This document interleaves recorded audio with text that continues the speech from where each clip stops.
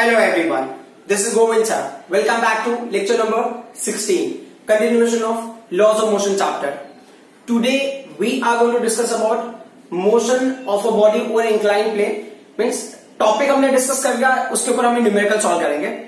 So let's see कि जो सबसे पहला कॉन्सेप्ट है जो हमने अब तक डिस्कस किया था, उस कॉन्सेप्ट के हिसाब से अगर आप ये कंसिडर करते हो there is a body over the inclined plane, तो ये बॉडी का वेट हो गया that is mg going in downward direction.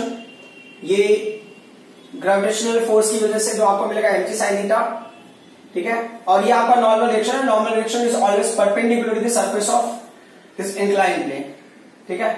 सो अगर आप ध्यान से देखो, ये एंगल ऑफ इंक्लिनेशन हो गया, तो ये भी आपको सेम एंगल यहां पे मिलेगा. दिस इज व्हाट, ये होता है mg cos थीटा होगा ये, और ये जो वैल्यू होगा ये होगा mg sin थीटा, ठीक है.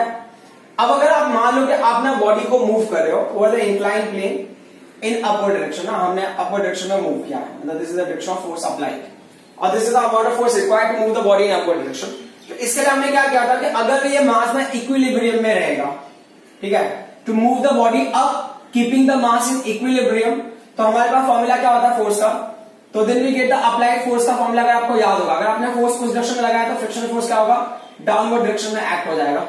So what is the amount of force acting on the system to move it in upward direction by keeping mass in equilibrium? तो बहुत सिंपल सा है, कैपिटल F का फॉर्मूला क्या होगा, ये होगा mg sin थीटा, क्लियर. और mg sin थीटा और frictional force both are going in the same direction, तो यहाँ पे फ्रिक्शनल फोर्स ऐड हो जाता है. बट फ्रिक्शनल फोर्स की वैल्यू होती है ना म्यू इंटू एन होता है, जहां पे एन का वैल्यू म्यू इंटू एन होता है, तो म्यू इंटू एन, और एन का वैल्यू क्या होगा mg cos थीटा है. सो mg cos थीटा, जहां पे हम क्या करते हैं mg को कॉमन ले लेते हैं. If we are taking the mg common, तो हमको ब्रैकेट में क्या मिलेगा, will get it as sin theta plus क्या मिलेगा आपको mu cos theta will get, ठीक है. ये है amount of force required to move the body up keeping the mass in equilibrium, ठीक है. अब वैसे ही सिमिलरली जब हम यहां पे कंसीडर करते हैं, तो ये हो गया आपका force. This is the weight acting downward and the body is trying to move in this direction because of resolve component of weight. ये आपका नॉर्मल रिएक्शन हो गया. तो डायग्राम वही रहेगा, ये एंगल और ये एंगल बेसिकली सेम हो गया. यहाँ पे इस कंपोनेंट का नाम होगा mg cos थीटा, ठीक है. दिस कंपोनेंट का name will be mg sin theta, ठीक है. ये चीज हमने पहले की हुई है, तो बस ऐसा समझने के हिसाब से ये नॉर्मल रिएक्शन हो गया. अब क्या होता है, force applied to move the body in downward direction keeping the mass in equilibrium. तो यहाँ पे क्या होगा, frictional force will act in opposite direction. ये हो गया फ्रिक्शनल फोर्स. वैसे देखो, अगर आपने डेरिवेशन अगर आपको याद होगा, तो उसमें हमने डेरिवेशन में मिला था mg mu cos theta minus mg sin theta. But क्या होता है कि आपको ना ये चीजें मैग्नीट्यूड के टर्म में कन्वर्ट सिंप्लीफाई करना, तो mg sin थीटा और f देखो अपोजिट डायरेक्शन में, तो जब ये अपोजिट डायरेक्शन में तो आप लिख सकते हो mg sin theta minus frictional force, और वो होगा रिजल्टेंट फोर्स के टर्म में रिप्रेजेंट करेंगे. f इज इक्वल टू, ये होगा mg हो गया, this is what sin theta. As far we know about the f is mu n, और n का वैल्यू क्या होगा, n is mg cos theta, ठीक है. सो फाइनली हमको क्या मिला, f is equal to what, mg को आप कॉमन ले लो, ब्रैकेट में क्या मिलेगा आपको sin theta minus mu cos theta. तो ये फॉर्मूला ना सफिशिएंट है to find out all the information related to body moving up और down over the inclined plane keeping the mass in equilibrium. मतलब मास है ना, ये ना कोलैप्स नहीं होना चाहिए सरफेस पे, ठीक है. ऐसा नहीं होना चाहिए कि ये सरफेस के अंदर चला गया, दैट शुड नॉट हैपन. ये ना इस सरफेस पे, and it should be parallel to the surface उस टाइम पे. तो how much force we will apply parallel to the surface to move it up और टू मूव इट डाउन. तो ये दो फोर्सेस हमारे लिए इंपॉर्टेंट है. तो एक फोर्स हमारे लिए ये मिला और दूसरा फोर्स हमारे लिए ये मिला. सो अभी हम क्वेश्चन देखते हैं. अगले क्वेश्चन के लिए क्या है क्राइटेरिया वो देख लेते हैं. अच्छा, इसके अलावा एक और चीज मैं बता देता हूं. यहां पे क्या होता है ना, जो tan थीटा होता है, tan theta is angle of this. ये जो थीटा है ना, इसको बोलते हैं एंगल ऑफ रिपोज. और म्यू क्या होगा, mu is the coefficient of static friction. ये क्या होगा, theta is a angle just at theta body just slides down, ठीक है. इस एंगल पे बॉडी जस्ट स्लाइड डाउन होगा, तो क्या होगा, आपको ना म्यू की वैल्यू डायरेक्टली मिल जाएगी बाय अप्लाइंग tan थीटा. मतलब आपको बताना कौन से एंगल पे बॉडी जस्ट स्लाइड डाउन हो रहा है, वो tan थीटा का वैल्यू, उस एंगल का tan value will give you coefficient of static friction. जिस एंगल पे जस्ट स्लाइड हो रहा है, ये पॉइंट क्लियर होना चाहिए हमारे लिए. सो क्वेश्चन में क्या दिया, a box of mass 4 kg is placed on a wooden plank of length 1.5 metre which is lying on a ground तो अभी एक वुडन प्लैंक है जिसका लेंथ 1.5 मीटर है, ठीक है, उसके ऊपर एक बॉक्स है। फिर क्या बोल रहे हैं, the plank is lifted from one and से प्लैंक को लिफ्ट किया, मतलब ये ऐसा है तो प्लैंक को एक एंड से ऐसे लिफ्ट किया, ठीक है। फिर क्या बोला इन्होंने, the plank is lifted from one end along its length so that it becomes incline, ऐसा आपको लेना कि इंक्लाइन हो जाए। It is noted that when vertical height of top end of the plank from the ground become 0.5 metre, box begins to slide, ठीक है। अब suppose करोगे ना ये यहाँ पे ऐसे कुछ कंडीशन हो गया, क्लियर। अब ये हमने इसको यहाँ पे ऐसे ले लिया, ये कंडीशन है। एक्चुअल में ये एक्चुअल लेंथ 1.5 नहीं होगा, 1.5 में समवेयर होगा ये यहाँ पे ऐसे करके। तो ये जो है एक्चुअल लेंथ जो हमने लिया था ये 1.5 मीटर, यहाँ मैं काम करता हूँ 1.5 मीटर मैंने यहाँ लिख दिया 1.5 मीटर, ठीक है। और उसको हमने कितने तक उसको रेस किया 0.5 मीटर तक। वैसे तो देखो डायग्राम के हिसाब से थोड़ा सा ऑड लगेगा 1.5 मीटर, ये सब 3 टाइम्स तो नहीं दिख रहा है, but we have to understand. तो 0.5 तक आपने इस एंड को ग्राउंड से ये रेस किया एंड जो लेंथ ऑफ प्लैंक है वो कितना 1.5 मीटर है। What is happening, the box begins to slide, box ना जस्ट स्लाइड होना स्टार्ट हो जाता है। Find the coefficient of friction between the box and the plank, आपको कोएफिशिएंट फ्रिक्शन की वैल्यू निकालें। देखो ऐसे केसेस में ना क्राइटेरिया आगे से कि अब मुझे म्यू की वैल्यू बहुत इजीली मिल जाएगी अगर मुझे ना tan थीटा का वैल्यू मिल गया तो। If I can find out tan theta, क्यों, क्योंकि ना इस पर्टिकुलर कंडीशन में ब्लॉक जो बॉक्स है वो ना जस्ट स्लाइड हो रहा है, इट्स जस्ट स्लाइडिंग, समझ में आ रहा है। तो इस केस में अगर आपको समझना है तो mg इज एक्टिंग डाउनवर्ड, ठीक है, और ये जो डायरेक्शन में जो फोर्स एक्ट हो रहा है ये क्या होगा वेग, वो mg sin थीटा हो गया, ठीक है। अगर आप डायग्राम नहीं भी ड्रॉ करते हो तो कोई इशू नहीं है, ये जस्ट समझने के हिसाब से मैं बता दे रहा हूं। ये क्या होगा mg cos थीटा हो गया, ठीक है। तो इसको ना हम एक्चुअल में प्रैक्टिकली हम क्या करते हैं कि इसकी वजह से हमें ये वैल्यू मिलता है, तो हम यहाँ पे बताते हैं कि ना ये बॉडी जस्ट स्लाइड होगा, स्लाइड होगा मतलब ना यहाँ पे एक जो पॉइंट क्लियर है वो ना फ्रिक्शनल फोर्स के एक्जैक्टली इक्वल होगा। मतलब क्या होगा कि जो फ्रिक्शनल फोर्स है, अब मैं यहाँ पे ना स्टैटिक मैथ्स एंड ऑल वैसे ले रहा हूँ, जो जनरल टर्म ले रहा हूँ, ये फ्रिक्शनल फोर्स हो गया जो ना mg sin थीटा को क्या करेगा, बैलेंस करेगा। फिर जो n की वैल्यू हो किसको बैलेंस करेगा, n की वैल्यू बैलेंस करेगी mg cos थीटा को, ठीक है। तो ये क्या होगा f अपॉन n आपने ले लिया, तो ये क्या होगा mg sin theta upon mg cos theta, ये mg यहाँ पे मैं भूल गया हूँ, ठीक है, ये mg cos थीटा हो गया। ये उनके लिए जिन्होंने नहीं किया होगा या जिनको नहीं समझ में आ रहा होगा, ये tan थीटा। सो f अपॉन n, आपको पता है फ्रिक्शनल फोर्स की वैल्यू म्यू इंटू n है, ठीक है। तो अब अगर म्यू का वैल्यू मैं लूंगा तो म्यू का वैल्यू होगा f अपॉन n। अब यहाँ पे ना स्टैटिक काइनेटिक वगैरह ये सब टर्म में जाने की जरूरत नहीं है, ठीक है। जस्ट आप फ्रिक्शनल कोएफिशिएंट ऑफ फ्रिक्शन निकाल दो यहाँ पे, तो ये म्यू हो गया, म्यू का वैल्यू हो जाएगा tan थीटा, समझ आ रहा है।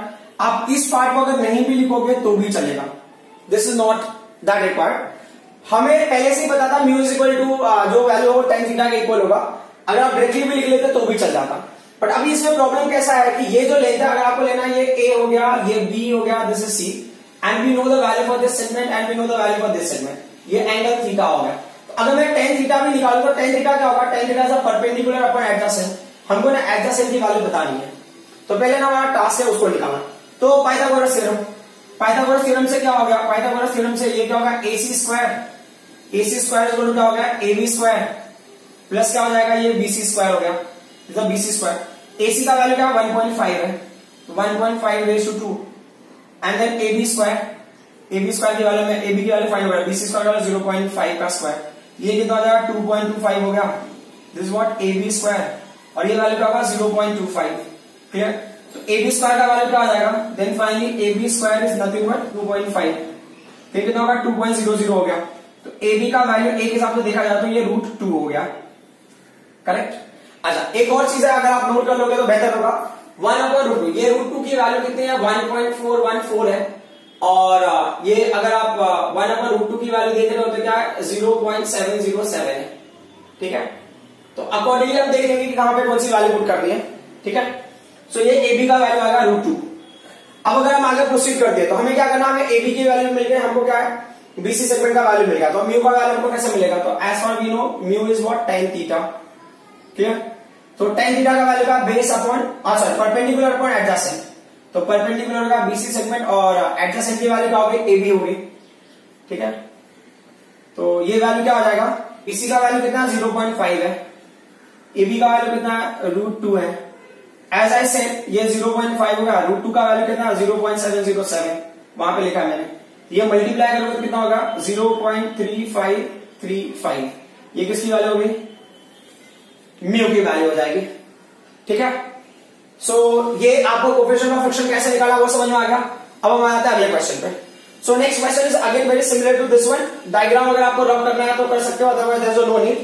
अगले क्वेश्चन के लिए मैं डायग्राम ड्रॉ कर देता हूं just to understand the scenario, but मैं कंप्लीट इसमें डायग्राम आप नहीं भी ड्रॉ करोगे तो भी चलेगा। क्वेश्चन क्या दिया है, a mass of 200 kg is resting on a rough incline plane of 30 degree. मतलब ये समझ लो ये 30 डिग्री यहाँ पे ये एंगल हो गया। जो मास हम यूज कर रहे हैं उसकी वैल्यू है 200 kg है। द मास का value given as 200 kg। Okay, and what next, if the coefficient of friction is 1/√3, coefficient of friction की वैल्यू इन्होंने दिया है 1/√3। इन्होंने मेंशन नहीं किया कौन सा कोएफिशिएंट ऑफ फ्रिक्शन है, तो हम स्टैटिक मान के चलते हैं, अगर मूव नहीं करेगा जस्ट स्लाइड हो रहा है। तो आगे क्या दिया, find the least and the greatest force acting parallel to the plane to keep the mass in equilibrium. अब इसमें हमें tan थीटा वगैरह का टेंशन लेने की जरूरत नहीं है। क्यों जरूरत नहीं है, बोल रहे हैं कि जब भी ना देखो 30 डिग्री पे ना ये मास रेस्ट पे है, ये मोशन में नहीं है, it is not set into motion. But इन्होंने बता दिया कोएफिशिएंट ऑफ फ्रिक्शन की वैल्यू ना √1/√3 है। अब ये ना ये 30 थीटा पे डिपेंड करता है नहीं करता, उसके लिए हम बॉदर्ड नहीं है। अब क्वेश्चन आगे क्या दिया है, इन्होंने क्या बताया, find the least and greatest force acting parallel to the plane to keep the mass in equilibrium. मतलब आपको ग्रेटेस्ट फोर्स की वैल्यू निकालनी है और लिस्ट फोर्स की वैल्यू निकालनी है कि ताकि ना मास इक्विलिब्रियम में रहे और ये मोशन में सेट हो जाए। तो देखो ग्रेटेस्ट फोर्स कब लगेगा, जब आपने इंक्लाइन प्लेन के ऊपर लेके जा रहे हो, मतलब when you are taking it up over the incline plane and when you need to apply least force when it is taken down. तो ये फॉर्मूला होगा to move the body with the greatest force and ये formula होगा to move the body with the least force. So देख लेते हैं कि हमको वो कंडीशन मिलता है नहीं मिलता है। तो अभी मैं ना ग्रेटेस्ट फोर्स की बात करता हूं, I am talking the greatest force. अच्छा, यहां पे ना जी की वैल्यू को हम ले लेंगे 10, जी का वैल्यू होगा 10 मीटर पर सेकंड स्क्वायर। ठीक है, and we see so greatest force parallel to the plane of this surface, incline surface. तो ग्रेटेस्ट फोर्स के लिए क्या होगा, F इज इक्वल टू, ये हो गया mg को आप कॉमन ले लो, ब्रैकेट में क्या होगा sin थीटा प्लस क्या हो गया mu cos theta. As you can see it, ओ ये फॉर्मूला है। ठीक है, वहां पे है ना, to move the body up over the incline plane. खुद से बॉडी मूव नहीं कर रहा, आप ना फोर्सफुली उसको मूव कर रहे हो।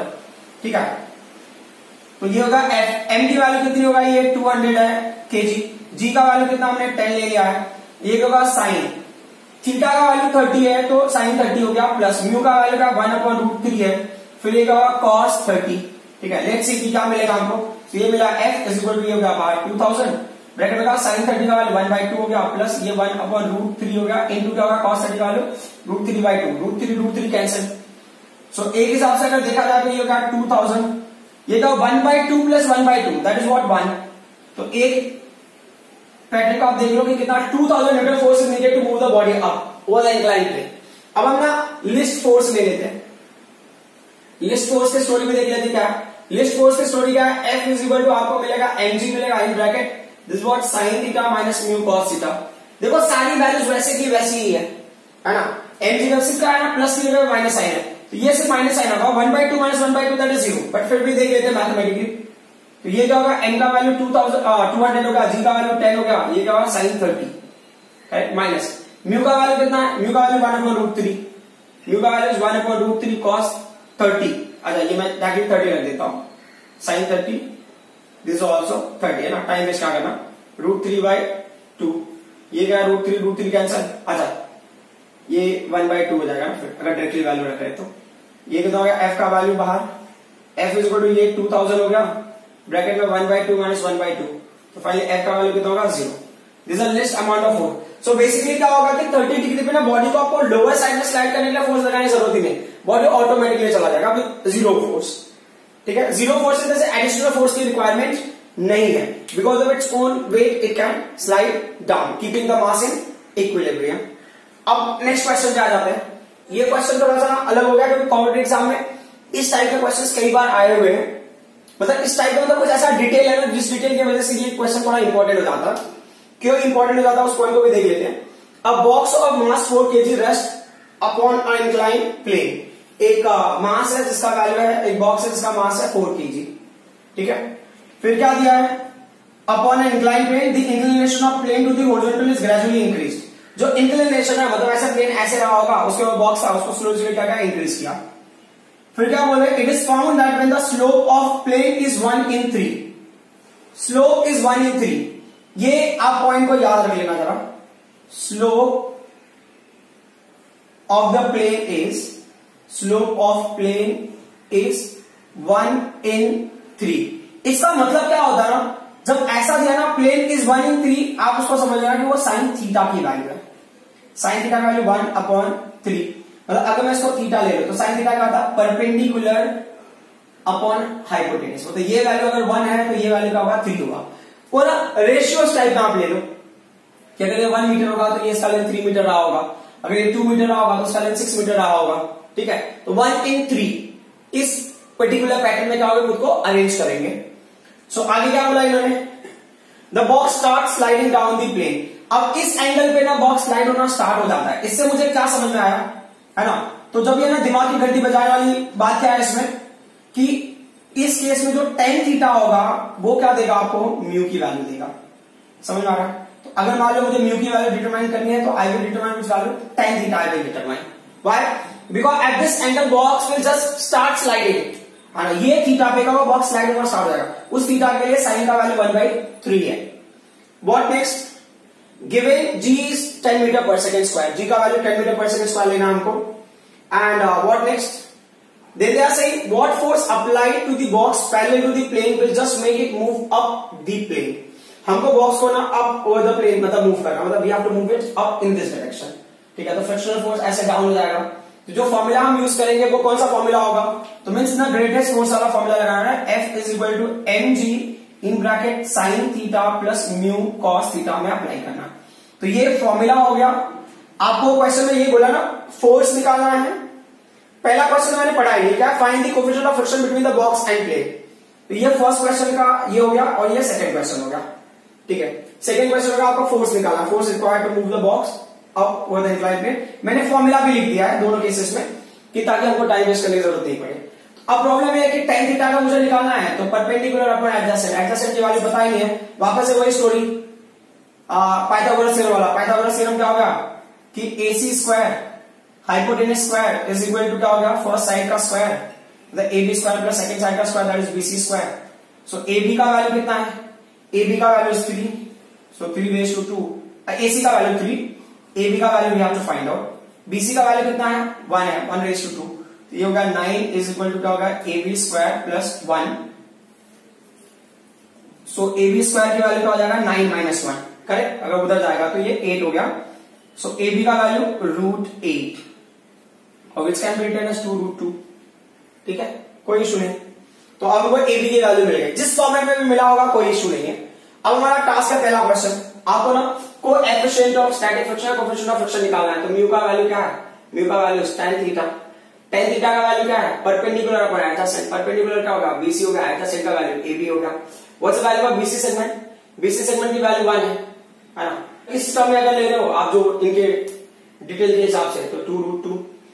यूनिट वगैरह कुछ हमको पता नहीं है क्योंकि वो उन्होंने बताया है कि 1/3 एज अ प्लेन है वो। तो इसके अलावा हो सकता है वो रेशियो टाइप में हो, या वो हो सकता है 1 मीटर 3 मीटर टर्म में भी हो, that we don't no.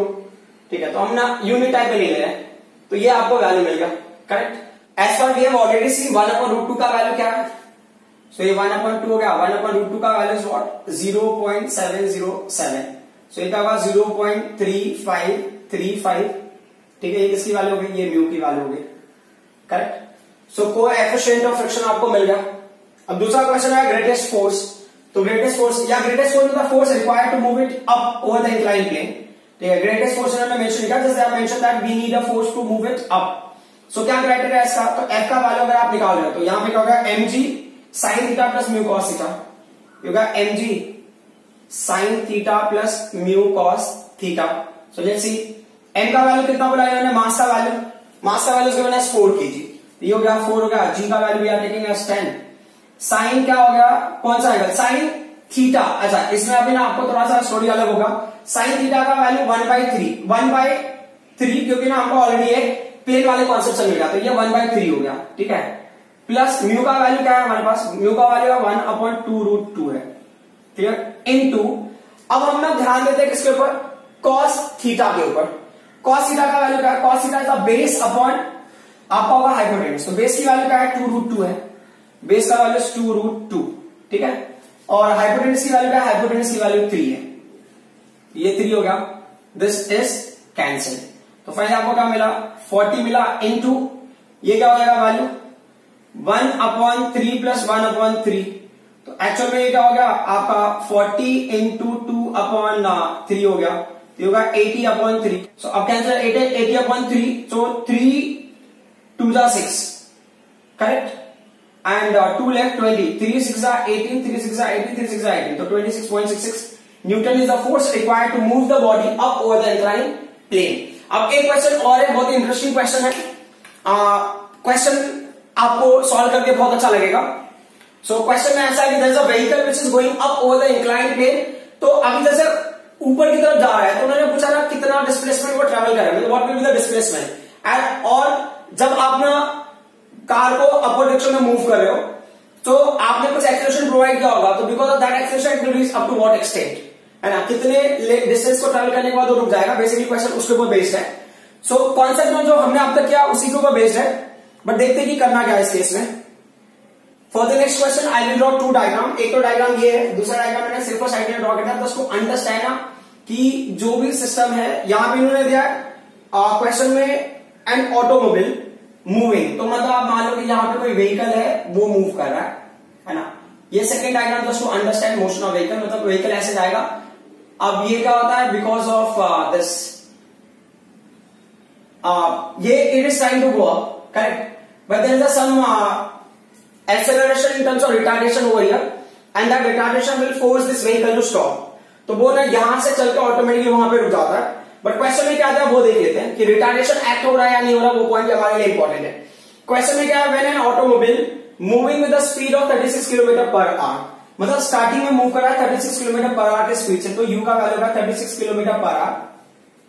Now most of people will think कि ये अब अचानक कहां से स्ट्रेट लाइन में हम आ गए, बट क्या होता है, ये कॉन्सेप्ट थोड़ा सा इंपॉर्टेंट है इसलिए कर ले रहे हैं हम।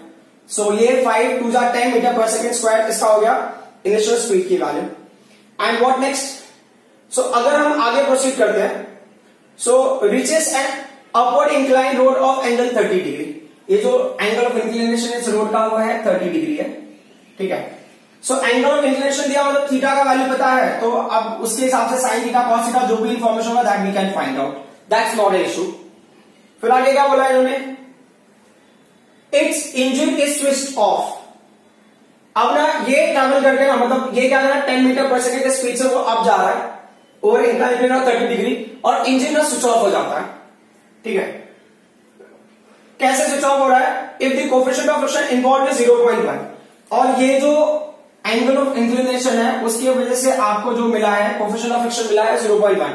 अच्छा, ये कोएफिशिएंट ऑफ फ्रिक्शन इस एंगल ऑफ इंक्लिनेशन से मिला ऐसा नहीं, मतलब इस इंक्लाइन या इस सरफेस के लिए, इस इंक्लाइन सरफेस के लिए जो कोएफिशिएंट ऑफ फ्रिक्शन उसकी वैल्यू 0.1, इस एंगल की वजह से वो 0.1 नहीं मिला है, that point should be very clear, क्योंकि ऐसा कुछ मेंशन नहीं किया कि at this angle it will just start sliding down and all, ऐसा कुछ मेंशन नहीं किया, तो इन्होंने एडिशनल सपोर्ट में कोएफिशिएंट ऑफ फ्रिक्शन की वैल्यू दिया है।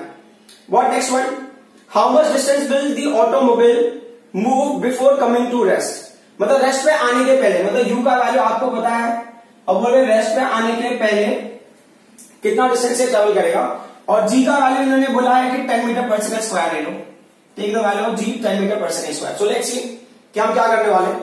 सो सबसे पहला पॉइंट है कि ना, अगर मुझे ना ये वाला कॉन्सेप्ट अगर मैं ले रहा हूं तो v का वैल्यू तो 0 हो जाएगा, that we know, 0 metre per second unit नहीं होगा तो भी चलेगा। तो जो हमको समझ में आ रहा है कि अगर डिस्टेंस निकाल दो, v square is equal to क्या होगा, ये u स्क्वायर प्लस 2as है, आपको s की वैल्यू निकालिए, तो s का वैल्यू क्या होगा, it's v square minus u square upon 2a, correct, ये क्वेश्चन मार्क है। तो v का वैल्यू भी नो, u का वैल्यू भी know, but we don't know anything about the acceleration. तो एक्चुअल में देखो कि ना, हमने ऑटोमोबाइल को मूव कहां पे किया, it is going up over the incline plane, forcefully you are taking it up, तो forcefully you are taking it up मतलब ये वाला फॉर्मूला लग जाएगा, तो जो उसके हिसाब से अगर आप देखो तो क्या होगा, amount of force required to move the automobile up is mg sin theta plus mu cos theta, got it. अब क्या आपको एक्सेलरेशन निकालना है, तो यहां पे क्या होता है, फोर्स का फॉर्मूला आपको पता है ना, force is equal to mass into acceleration, clear. तो अब आपको चाहिए तो वहां पे m इंटू a लिख लो, तो ये mg हो गया, this value is what, sin theta plus mu cos theta, mm cancel out. So what is the acceleration required to move it up? That we knew. अब वो acceleration है, retardation है, that we will come to know after calculation only. तो let's see calculator में देख लेते हैं. तो a is equal to g का वैल्यू 10 हो गया, sin थीटा का वैल्यू कितना हो गया, sin 30 ना, तो ये हो गया sin 30, करेक्ट, प्लस ये म्यू का वैल्यू 0.1 होगा, ये क्या होगा cos 30. ठीक है, अब वैल्यूज रख लेते हैं. sin 30 का, तो ये 10 की वैल्यू को 10 ही ले लो आप, 10 is 10, sin 30 का वैल्यू क्या 1/2 हो जाएगा, that is what 0.5 if you understand this way. Plus अच्छा cos 30 का वैल्यू क्या होता है, √3/2 होता है. मैं यहां पे ना मेंशन कर देता हूं, ये चीजें मैंने पहले भी बताई हुई है. ठीक है, तो अगर आप ना वैल्यू ले रहे हो √3/2 का वैल्यू होता है 0.866.